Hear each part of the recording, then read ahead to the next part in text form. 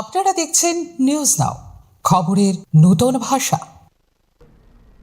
দিনটি ছিল গত 21শে জুলাই। কুমারঘাটে একটি দুর্ঘটনার কবলে পড়েন জুনিয়র আইনজীবী বিশ্বজিৎ দেববর্মা।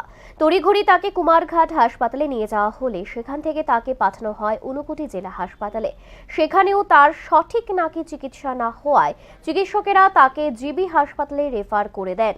তবে বেহাল সড়কের দরুন বিশ্বজিৎ দেববর্মাকে তার পরিবারের লোকজন শিলচরের উদ্দেশ্যে নাকি নিয়ে রওনা দেয়। তবে ধর্মনগর যাবার পরই তিনি শেষ নিঃশ্বাস ত্যাগ করেন। ধর্মনগর হাসপাতালে চিকিৎসকেরা তাকে মৃত বলে ঘোষণা করেন। এরপর শুরু হয় তার মৃতদেহ নিয়ে চূড়ান্ত অবহেলার অভিযোগ। এমনটা কেন হবে? এরই প্রতিবাদে শুক্রবার ত্রিপুরা বার অ্যাসোসিয়েশনের তরফে স্বাস্থ্য অধিকর্তার কাছে ডেপুটেশন প্রদান করা হলো।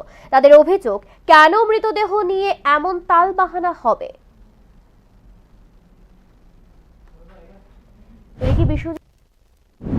গত 21শে জুলাই আমাদের একজন অ্যাডভোকেট, যিনি কৈলাসহরে প্র্যাকটিস করেন, নাম হলো বিশ্বজিৎ দেববর্মা।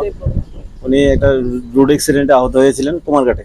তারপরে যথারীতি কুমারঘাট হাসপাতালে নেওয়া হয়, কুমারঘাট থেকে ঊনকোটিতে নেওয়া হয় উন্নত চিকিৎসার জন্য। কিন্তু উন্নত চিকিৎসার জন্য ঊনকোটি থেকে আগরতলা রেফার করা হয়। রাস্তা খারাপের জন্য তারা আসেনি, রাস্তা দুরবস্থার জন্য না এসে ওরা শিলচরে রওনা দেয়। শিলচর যাওয়ার পথে ধর্মনগর কাছাকাছি যাওয়ার পরে ওর পালস বিট হারিয়ে যায়। তখন তাড়াতাড়ি ডাক্তার ধর্মনগরে চলে যায়। ধর্মনগরে যাওয়ার পরে ডাক্তার মৃত বলে ঘোষণা করে। কিন্তু পরবর্তী সময় এই যে মৃতদেহ যে অবহেলা